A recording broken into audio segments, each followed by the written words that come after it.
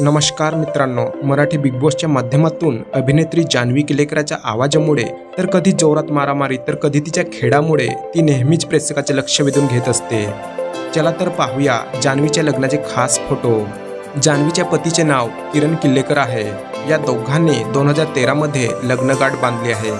या दोघांना एक मुलगा ईशान आहे।